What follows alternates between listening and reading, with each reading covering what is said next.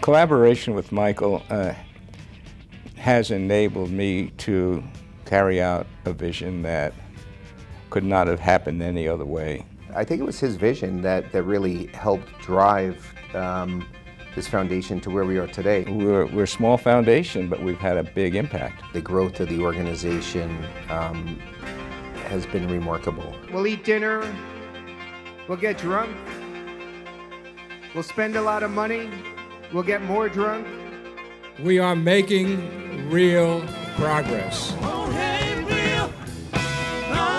Some of the greatest minds in the world all working together. This voice keeps whispering in my ear, telling me I may never see. This night would not be possible without all of you. We have $3,000, 3,000, 4,000 is bid. That you're here to give money to something that counts is very admirable. That I'm here, it's just one of those things that happens on the side. I'm sorry. Just bring it on home.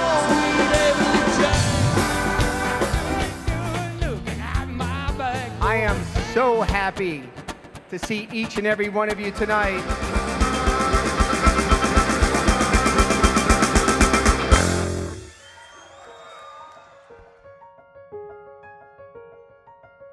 Growing up at Bear Stearns, where when you got to a certain level, you gave 4% of your compensation to charity, I think at that point it was our belief that I said, why not give to somebody I know, somebody we all know, somebody that we trust, and somebody that we believe in, and an organization where we felt like we can make a difference in somebody's life. He had an event with Ellen for about 50 friends and came forward with $50,000 as his first gift to the foundation. When we got involved, I think it just took on a whole new life and a totally different trajectory. The combination of Sam Waxman's vision and Michael Nierenberg's leadership regarding funding of this important research possible over many years has really been extraordinary.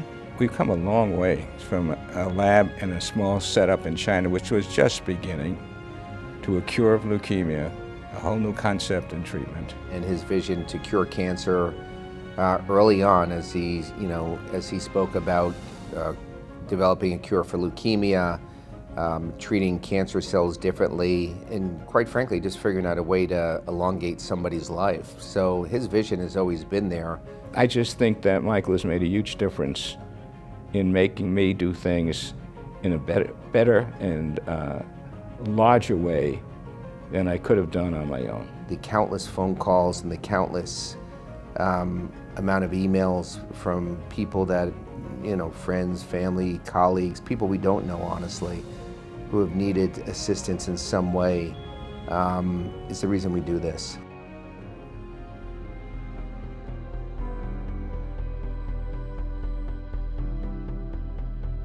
I was diagnosed end of February. I ended up here and I got to the ER I think at 8:30 p.m. and by 2 a.m. I was on my first dose of Atra. I've known Dr. Waxman now for over 15 years. He was well known, even as I got here at this institution, for being someone who's played a pivotal role in the development of differentiation therapy, particularly the treatments we now use for acute promyelocytic leukemia, which has really transformed the way we treat patients with APL and their outcomes and the experience that they have during treatment. I was really freaked out, but the doctor who diagnosed me, she made it very clear that you have leukemia, but the kind of leukemia you have is extremely not only treatable, but also curable. For a physician, it's fun to see a case come in where you have this feeling like this is really going to be a great outcome, and that's the outcome we're expecting. I think I can't even begin to understand how different my experience would be if, my treatment wasn't the same. It gives me so much pride and such satisfaction to see patients like Natalie recover from what used to be a grave disease. We're treating cancer better now than any time in the past. We have less toxic treatments, more targeted treatments, multiple ideas that we never had even 5 years ago. And our mission was to do the same we did in APL, in breast cancer, ovarian cancer, colon, you name it. We have our hands in it. Last year we had that great video that talked about the patient with lung cancer that benefited from the drug.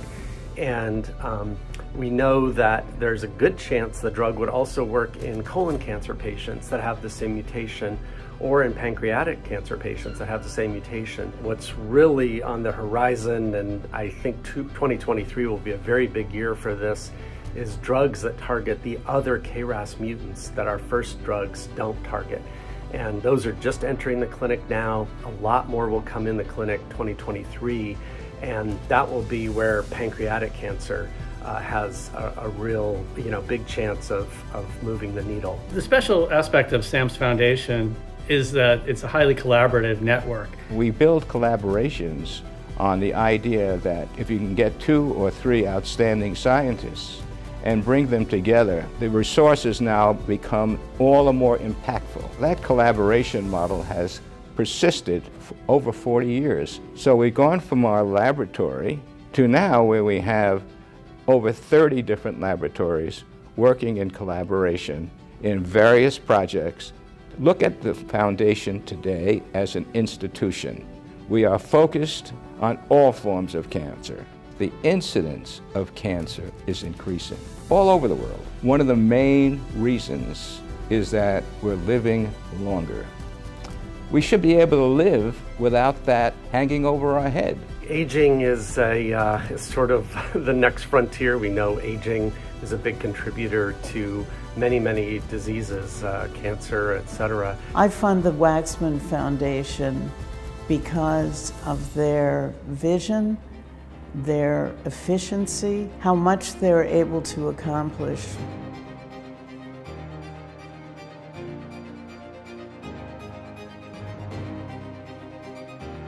The idea of having longevity and having succession plans away from Sam and I is hugely important to this organization and to Sam and I. We're truly grateful to all of you. If we could impact somebody's life in a positive way that enables them to live longer, give hope, that's why I do it. That's why we do this. It is a legacy. It's a legacy for family, and you're all part of it.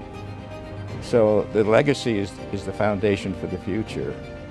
And I urge all of you to continue to be actively involved and take this to the next level.